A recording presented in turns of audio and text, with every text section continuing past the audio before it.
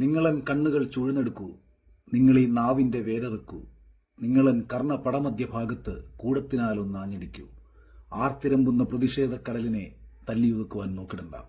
പ്രിയപ്പെട്ട മുഖ്യമന്ത്രി പിണറായി വിജയനോട് ആമുഖമായി ഇത് പറഞ്ഞുകൊണ്ട് ഇന്നലത്തെ വിഷയവുമായി ബന്ധപ്പെട്ട് കൂടുതൽ ക്ലാരിറ്റിയോട് കൂടിയിട്ടുള്ള, കൂടുതൽ വ്യക്തതയോട് കൂടിയിട്ടുള്ള, എനിക്ക് വളരെ വ്യക്തമായിട്ടറിയാമായിരുന്നു അന്തം കമ്മികൾ ഇന്നലത്തെ വീഡിയോയ്ക്ക് ഒരു മറുപടിയുമായി വരുമെന്ന് ഇന്നലെ തന്നെ വീഡിയോ ചെയ്തപ്പോൾ അറിയാമായിരുന്നു. അതുകൊണ്ട് അവരുടെ വീഡിയോകൾ വന്നതിന് ശേഷം കൂടുതൽ കാര്യങ്ങൾ പറയാമെന്ന് പറഞ്ഞുകൊണ്ട് ഞാൻ കുറച്ച് കാര്യങ്ങൾ നിങ്ങളോട് പറയുകയാണ്. വളരെ വ്യക്തമായി പൂർണ്ണമായും കേൾക്കുമ്പോൾ നിങ്ങൾക്ക് മനസ്സിലാവും ഇവിടെ തുടങ്ങിയ വിഷയത്തിന്റെ വ്യാപ്തി എത്രത്തോളം വലുതാണെന്നുള്ള കാര്യം. ഇവിടെയായിരുന്നു നമ്മൾ തുടങ്ങിയതെന്ന് നിങ്ങൾ ഓർക്കുന്നുണ്ടോ?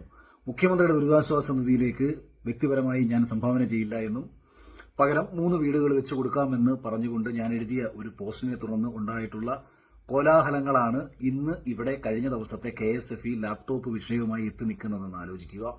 അപ്പോൾ നമ്മൾ എവിടാണ് തുടങ്ങിയത്? മുഖ്യമന്ത്രിയുടെ ദുരിതാശ്വാസ നിധി വഴിവിട്ട രീതിയിൽ ചിലവഴിച്ചിട്ടുണ്ടോ ഇല്ലയോ എന്നതായിരുന്നു പ്രധാനപ്പെട്ട ചോദ്യം. ഇന്നലത്തെ എന്റെ വീഡിയോ വന്നതിന് ശേഷം ചില ന്യായീകരണങ്ങളുമായിട്ട് ഇറങ്ങിയിട്ടുള്ള ആൾക്കാരുടെ അടുത്ത് ആദ്യമേ ഞാൻ പറഞ്ഞുകൊള്ളട്ടെ, നിങ്ങൾ പറയുന്ന വിദ്യാശ്രീ എന്ന പദ്ധതിയും നിങ്ങൾ പറയുന്ന വിദ്യാകിരണം എന്ന് പറയുന്ന പദ്ധതിയും വളരെ വ്യക്തമായി മനസ്സിലാക്കിയതിന് ശേഷം തന്നെയാണ് ഞാൻ ഇന്നലെ വീഡിയോ ചെയ്തത്. പക്ഷേ എന്തുകൊണ്ടാണ് വിദ്യാകിരണം പദ്ധതിയുടെ ഡീറ്റെയിൽസിനെ കുറിച്ച് ഞാൻ ഇന്നലെ പറയാതിരുന്നത് എന്ന് വെച്ചാൽ, നിങ്ങൾ ഈ ന്യായീകരണവുമായി ഇറങ്ങിയതിന് ശേഷം പറയുമ്പോൾ മാത്രമേ മുഖ്യമന്ത്രി പിണറായി വിജയന്റെ ദുരിതാശ്വാസ നിധി വഴിവിട്ട രീതിയിൽ ചെലവഴിച്ചിട്ടുണ്ടോ ഇല്ലയോ എന്നുള്ള എന്റെ തുടക്കത്തിലുള്ള ചോദ്യങ്ങൾക്ക് ഏറ്റവും ബലപ്പിക്കുന്ന ഉത്തരം നിങ്ങൾ തന്നെ നൽകുന്നു എന്നുള്ള ഒരു യാഥാർത്ഥ്യമാണ് ഇനി ഞാൻ പറയാൻ പോകുന്നത്. വളരെ വ്യക്തമായി കേൾക്കുക. അതിനു മുമ്പ് ഇന്നലെ മുഖ്യമന്ത്രി പറഞ്ഞ വാചകം ഒന്നുകൂടി പറയാം.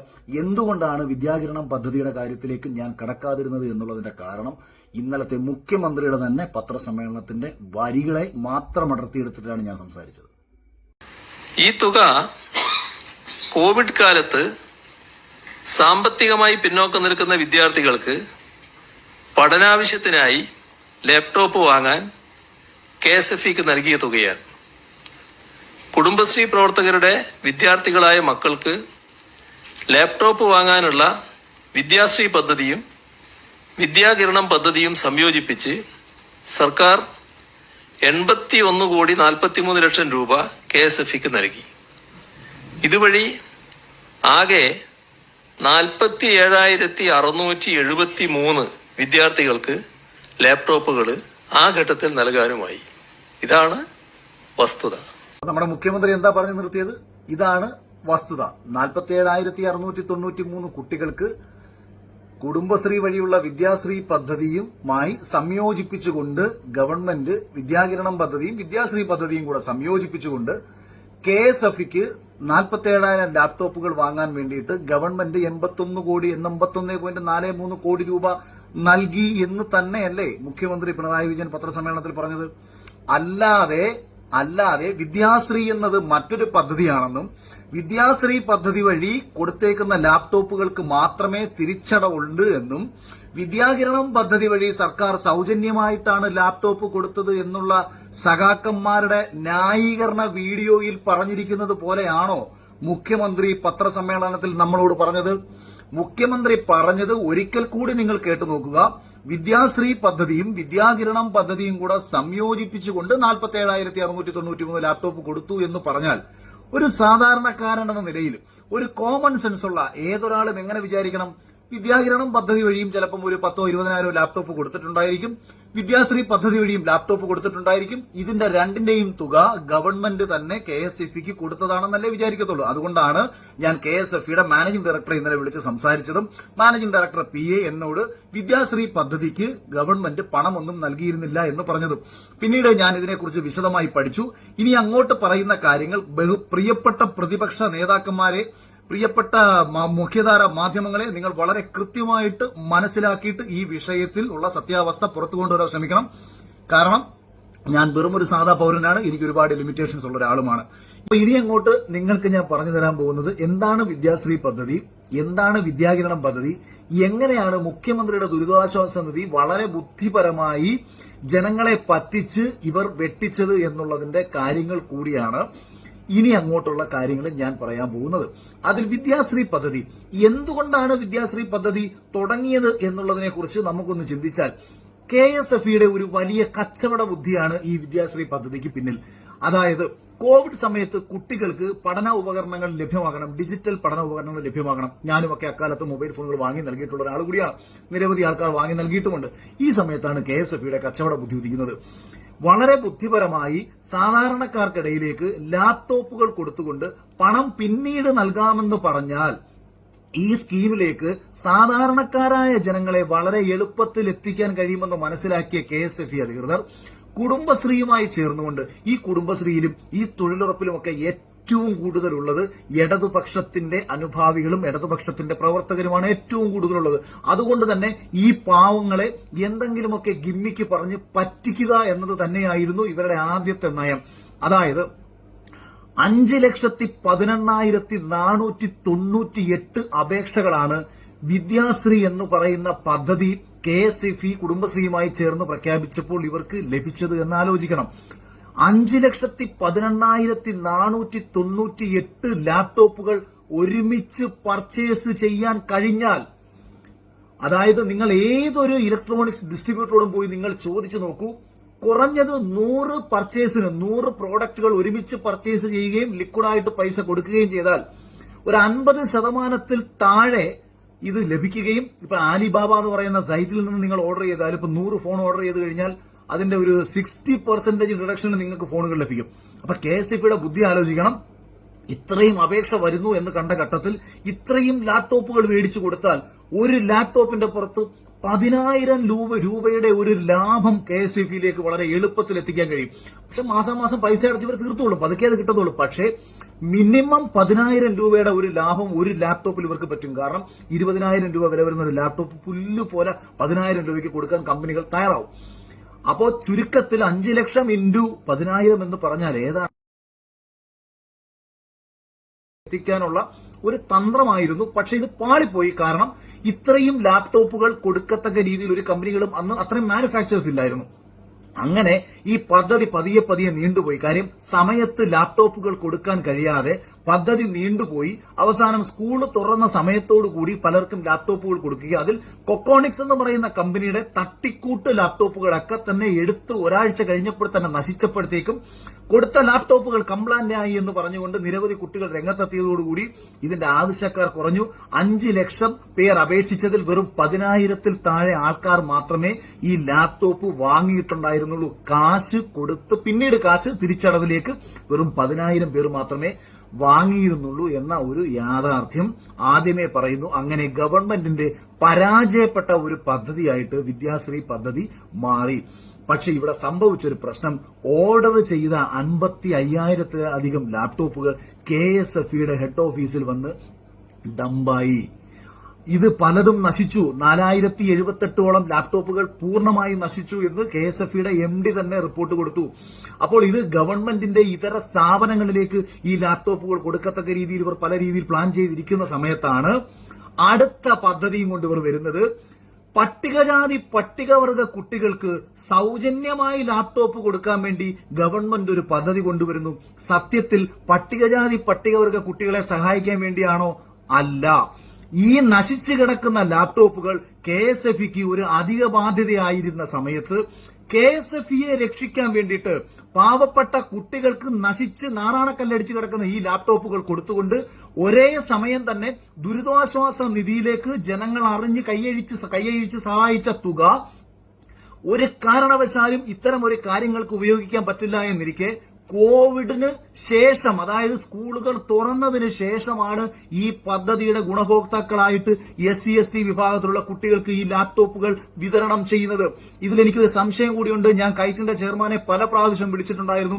കാരണം എനിക്ക് ഇതിനകത്തൊരു സംശയം കിടക്കുന്നത്, ഇത് സ്കൂളുകൾക്ക് ലൈബ്രറി സ്കീമായിട്ട് കൊടുത്തു എന്നും പറയുന്നുണ്ട്. കാര്യം സൈറ്റുകളിൽ അങ്ങനെ കിടക്കുന്നുണ്ട്. ഇത് ഇദ്ദേഹം തന്നെ, അതായത് കൈറ്റിന്റെ ചെയർമാൻ ഇന്നലത്തെ ദിവസം അദ്ദേഹം ഫേസ്ബുക്കിൽ ഒരു പോസ്റ്റ് ഇട്ടിട്ടുണ്ടായിരുന്നു. ആ പോസ്റ്റിൽ പറഞ്ഞേക്കുന്ന കാര്യങ്ങൾ പ്രകാരവും ഈ ലാപ്ടോപ്പുകൾ നൽകിയത് സ്കൂളുകൾക്കാണ് എന്നുള്ള രീതിയിലാണ്. എന്നാൽ പിണറായി വിജയൻ മുഖ്യമന്ത്രി പറഞ്ഞത് കുട്ടികൾക്ക് കൊടുത്തു എന്നുള്ള കാര്യത്തിലാണ്. അപ്പൊ അങ്ങനെ കുട്ടികൾക്ക് ലഭിച്ചിട്ടുണ്ടോ? അങ്ങനെ ലഭിച്ച ലാപ്ടോപ്പുകൾ കാരണം ഈ കാശ് കൊടുത്ത് മേടിച്ച ലാപ്ടോപ്പ് കംപ്ലൈന്റ് ആയി എന്ന് പറഞ്ഞിട്ട് വിദ്യാശ്രീ പദ്ധതിയിൽ കുട്ടികൾ പരാതിപ്പെട്ട സമയത്ത് അതിന് പോലും പരിഹാരം കൊടുക്കാത്തവർ, ദാനം കൊടുത്ത ഒരു സാധനം, ദാനം കൊടുത്ത പശുവിന്റെ പല്ല് ചോദിക്കാൻ പാടുണ്ടോ? നിനക്ക് ഫ്രീ ആയിട്ട് കിട്ടിയ ലാപ്ടോപ്പ് അല്ലേ മോനെ, വർക്ക് ചെയ്തെങ്കിൽ വർക്ക് ചെയ്യട്ടെ. കാര്യമില്ല, പണ്ട് കാലത്ത് റേഷൻ കടയിൽ നിന്ന് നമുക്ക് അരി കിട്ടുമല്ലോ. പൊഴുത്തു നാറിയ അരി നമ്മളാരും പോയിട്ട് പരാതിപ്പെടാനൊന്നും നിൽക്കില്ലായിരുന്നു. കാരണം എന്താ, വെറുതെ കിട്ടുന്നതല്ലേ എന്നുള്ള ഒരു ചിന്ത. അതുകൊണ്ട് ഈ വെറുതെ കിട്ടിയ നശിച്ചു കിടക്കുന്ന ലാപ്ടോപ്പുകൾ പല കുട്ടികൾക്കും കിട്ടിയിട്ടുണ്ടെങ്കിൽ പോലും ഉപയോഗശൂന്യമായിരുന്നു.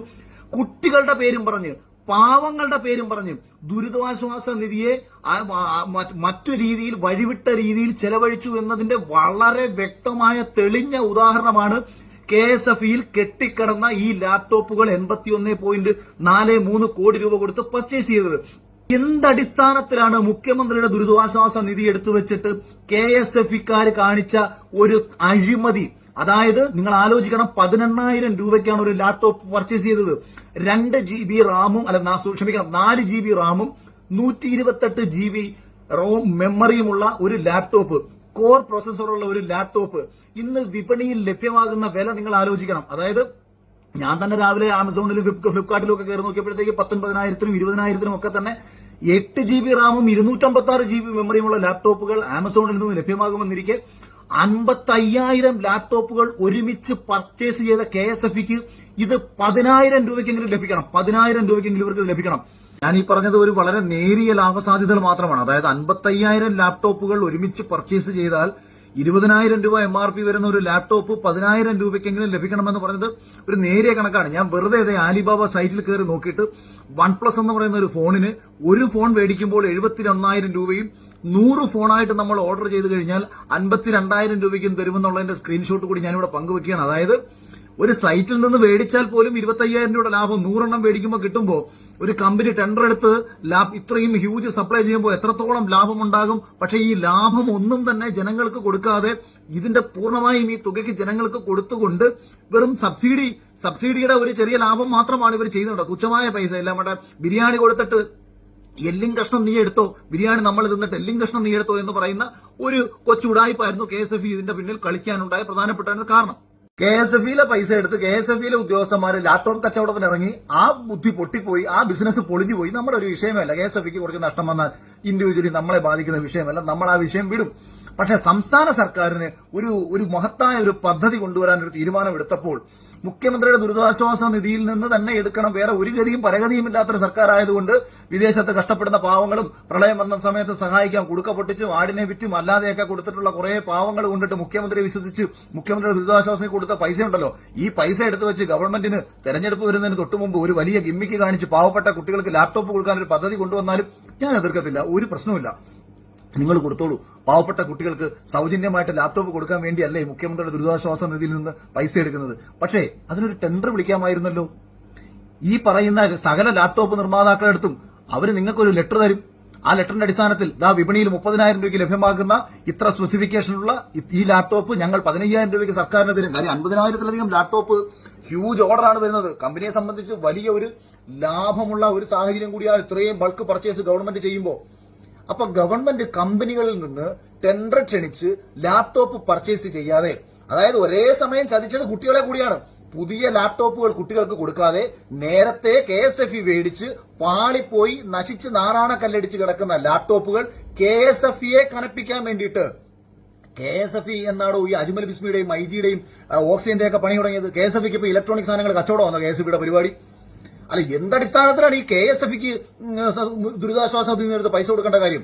അതെന്താ സംസ്ഥാന സർക്കാരും സാക്ഷരതാ മിഷനും സംസ്ഥാന വിദ്യാഭ്യാസ വകുപ്പിനും ഒന്നും നേരിട്ട് ലാപ്ടോപ്പ് മേടിച്ചു കൊടുക്കാൻ? ആ പണം നിങ്ങൾ ദുരിതാശ്വാസത്തിൽ നിന്ന് എടുത്തോ, നമുക്ക് പ്രശ്നമില്ലെന്ന് തന്നെ വെക്കാം. പക്ഷെ KSFEയിൽ കെട്ടിക്കിടന്ന പാളിപ്പോയ വിദ്യാശ്രീ പദ്ധതിയിൽ നശിച്ച് വെണ്ണീറായി കിടക്കുന്ന ഈ ലാപ്ടോപ്പുകൾ എടുത്ത് പാവപ്പെട്ട പട്ടികജാതി പട്ടികവർഗ കുട്ടികളെ എന്തിനു പറ്റിക്കണമായിരുന്നു? ഒരേ സമയം നിങ്ങൾ ആരെയൊക്കെ പറ്റിച്ചത്? നിങ്ങളെ വിശ്വസിച്ച് ഇന്നലകളിൽ നിങ്ങൾക്ക് വോട്ട് ചെയ്ത പാവപ്പെട്ട കുട്ടികളെയും പട്ടികജാതി വർഗ വിഭാഗത്തിൽപ്പെട്ട സാധാരണ മനുഷ്യരെയും നേരത്തെ നിങ്ങൾ പറ്റിക്കാൻ ശ്രമിച്ചത് കുടുംബശ്രീ തൊഴിലുറപ്പ് ആൾക്കാരെയായിരുന്നു. പക്ഷെ അവർ ബുദ്ധി തിരിച്ചറിഞ്ഞ് അവർ തന്ത്രപരമായി ഇതിൽ നിന്ന് പിന്മാറി. കാര്യം ഇവിടെ ഒരുത്തന്നെ ലാപ്ടോപ്പ് മേടിക്കണമെന്നുണ്ടെന്നുണ്ടെങ്കിൽ ഒന്നാമത് നമുക്കിവിടെ ക്രെഡിറ്റ് കാർഡ് സൗകര്യങ്ങളുണ്ട്, അല്ലാതുള്ള നിരവധി സൗകര്യങ്ങളുണ്ട്. ഇനി ഇതൊന്നും ഇല്ലെങ്കിൽ തന്നെ ഇന്ന് ഏത് പ്രദേശത്തും ഒരു ലാപ്ടോപ്പ് വിൽക്കുന്ന ഒരുത്തൻ മാസാമാസം അടയ്ക്കാന്ന് പറഞ്ഞാൽ ഇതൊക്കെ കൊടുക്കും.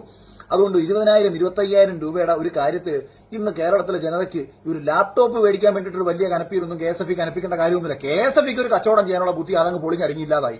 പക്ഷേ പൊളിഞ്ഞടങ്ങിയില്ലാതായ ബുദ്ധിയെ മുഖ്യമന്ത്രി പിണറായി വിജയൻ തന്റെ കയ്യിൽ നിന്ന് ഫണ്ട് എടുത്തു കൊടുത്ത് KSFE അങ്ങ് രക്ഷിച്ചെടുത്തിട്ട് ഇവരെ മൊത്തത്തിൽ പറ്റിച്ചു. പണം കൊടുത്ത മുഖ്യമന്ത്രിയെ വിശ്വസിച്ച് പണം കൊടുത്ത ജനങ്ങളെയും പറ്റിച്ചു, ഈ ലാപ്ടോപ്പ് മേടിച്ച കുട്ടികളെയും പറ്റിച്ചു. അതുകൊണ്ട് ഇനി ഈ വിഷയത്തിൽ എന്താണ് നിങ്ങൾക്ക് പറയാൻ പറ്റുമെന്നുണ്ടെങ്കിൽ എന്ത് ന്യായീകരണം നിരത്തിക്കോ, ശുദ്ധമായ പച്ചയായ അഴിമതി തന്നെയാണ് ഈ വിഷയത്തിൽ കാണിച്ചത്. ദുരിതാശ്വാസ നിധി വഴിവിട്ട് ചെലവഴിച്ചു എന്ന് മുഖ്യമന്ത്രി തന്നെ സമ്മതിച്ച സ്ഥിതിക്ക് ഇനി എന്താണോ ന്യായീകരണമായിട്ട് ഇറങ്ങുന്നത്? ഞാനും അത് തന്നെ പറഞ്ഞോളൂ.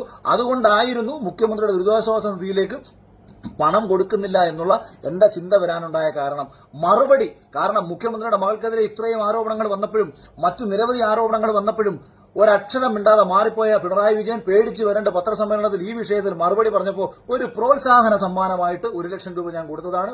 പക്ഷേ ഇനി ഈ വിഷയത്തിൽ ഞാനൊന്നും സംസാരിക്കാൻ പറ്റുന്നില്ല. കാരണം എനിക്ക് ഇവിടുത്തെ പ്രതിപക്ഷത്തിന് ഒരു ഉത്തരവാദിത്തമുണ്ട്, ഇവിടുത്തെ പ്രതിപക്ഷ രാഷ്ട്രീയ പാർട്ടികൾക്ക് ഉത്തരവാദിത്തമുണ്ട്, ആ മാധ്യമങ്ങൾക്ക് ഉത്തരവാദിത്തമുണ്ട്.